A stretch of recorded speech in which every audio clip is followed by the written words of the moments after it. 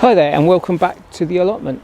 Sorry I haven't posted for a while, but I've been out of Winchcombe for 6 weeks. I only got back into Winchcombe 2 weeks ago, but I'm really keen to get on and work on my allotment and get out and do some walking, which I've already done, and I've got some walks planned in the near future, so I'll be posting those.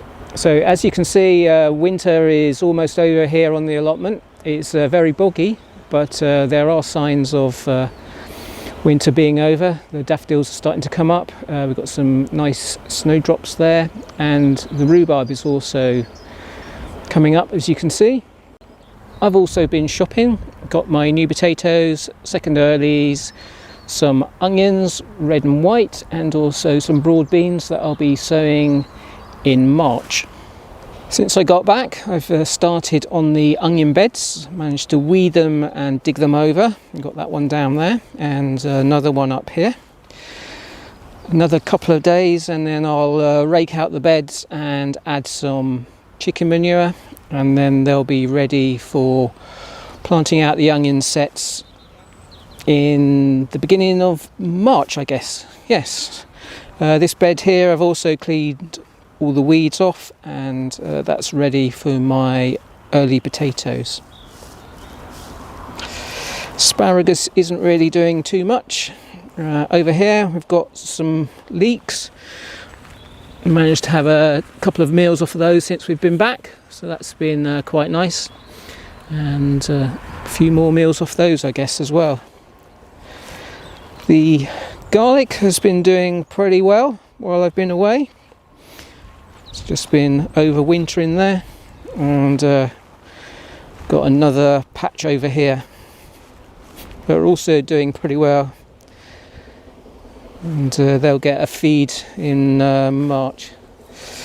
As you can see, plot 15 is just a mess really. The middle bed needs tidying up and in readiness for putting the broad beans out that I'll be planting in March. I might have to do like I did last year and just sow them in maybe this bed here, and then when I've managed to clean out the other bed I'll plant them out. Use this as a bit of a nursery bed. Right, what else? Oh yes, we're going over to the fruit cage. Just before I left Winchcombe in the middle of December, I managed to come up and do some pruning. I haven't quite finished yet. As you can see, the red currants have all been pruned, and we've put some compost down. I've also done this blackcurrant and this blackcurrant over here as well. It's looking pretty healthy actually. You can see the buds are starting to come, and we've got 1, 2, 3 more blackcurrants there. So the first job of today will be to prune the raspberries. These are autumn producing raspberries, so it'll be a case of just cutting these down to the ground. As I said, these are autumn cropping raspberries, and it's as easy as that, just to chop them down just a few inches off the ground.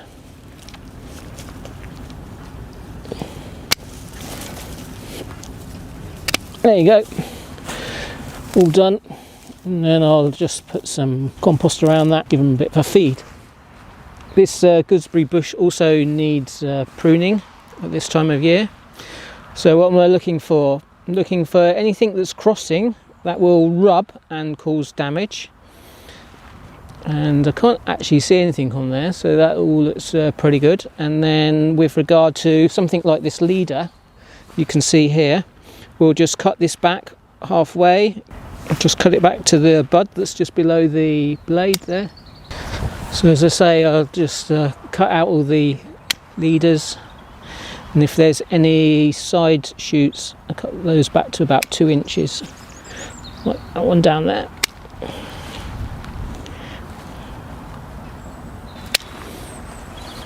Cut them just above a bud,